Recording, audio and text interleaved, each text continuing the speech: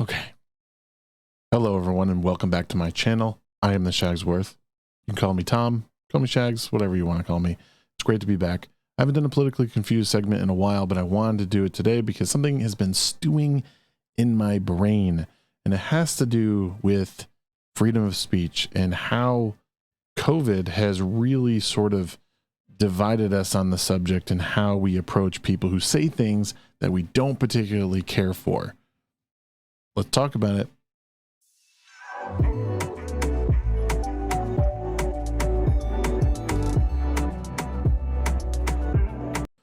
Okay. Now that my hair is up, it's out of my way. You know, I put it up the way, I don't know. Freedom of speech.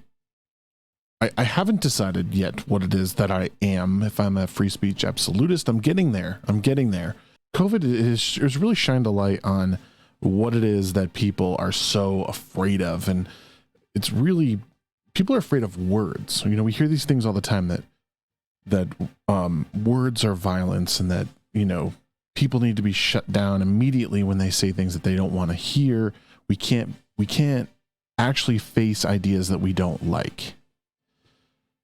A tweet that I'll share right over here in just a moment. I'm going to block out the name because I don't want to expose that person for who they are. I do respect this person to some degree, but I was very disturbed by the actual words. And the tweet read, "Unpopular opinion. After all of this is over, media, politicians, celebrities, and internet personalities who spread misinformation about SARS-CoV-2 vaccinations and used fear-mongering for their own benefit should stand trial for genocide." Hello, darkness, my old friend. The extreme nature of this tweet has me a little twisted, because this only becomes relevant if you believe that words are actual violence. There was a small back and forth on the thread, but it wasn't really important. But the point was that how would you possibly quantify any of these people's words or any of their misinformation led to any extra deaths than were already going to happen?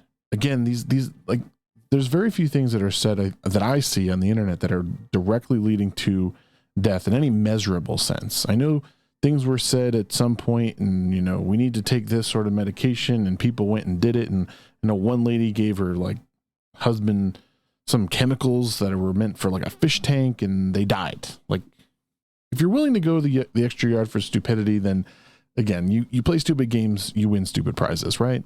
But again, if we're going to accept that this is like what we need to do, put people on trial for genocide, we need to be careful who it is that's setting these standards. And this is why it's a great time to talk about the freedom of speech. You do have the ability, at least in this country, to say the things that you want to say and not be met with any real repercussion, short of walking into a movie theater and yelling, you know, fire, or going on a plane and yelling bomb. Like, you don't do any of those things, of course. If you're calling for the harming of individuals, this is a bad thing.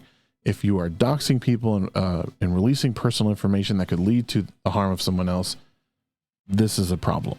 What we've seen over the course of COVID, at least in my observations, is you have people, especially in the scientific community, who are questioning certain things, whether it be medications, whether it be, you know, avenues of treatment, whatever it is. And they're unsure as to what they need to do or what should be done. But can we actually relate this to genocide? I don't think so. I think this is a bit extreme. I think this is a slippery slope. I think we should be careful how we legislate our freedoms. And I'm nervous that too many people share the sentiment of this individual.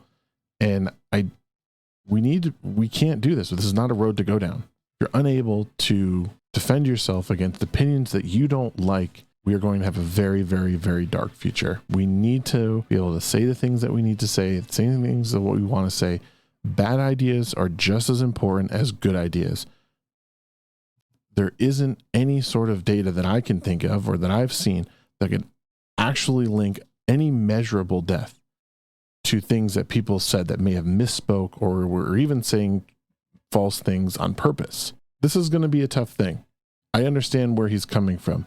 I think if there is something amiss, that we need to get to the bottom of it. If someone is actually responsible for leaking this virus into the world, and people were covering that up. And if the media was improperly representing what was going on, I think there should be some measure of repercussions. But to stand trial for genocide, I think that's a bit much. But the thing is even as extreme as this tweet may be, people think that this is what needs to be done. We need to censor people based on our disdain for them personally, or just for an opinion we don't like. That is not okay. We just need to be able to sift through what is right, what is wrong, what we believe, and be able to ask the questions. If you can't ask the questions in order to get the answer, where does that leave us? But if you're just as confused as me, if you don't know what's going on in the world and you're worried about the future and you want to have a discussion about it, hit the subscribe button down below, like the video, share with your friends. Maybe we can get a conversation going. What do you think about what's going on right now? Should people be standing trial for genocide if they spread in misinformation? I would hope not, but I would love to know your opinion. Let me know below. We'll see you guys next time. Later.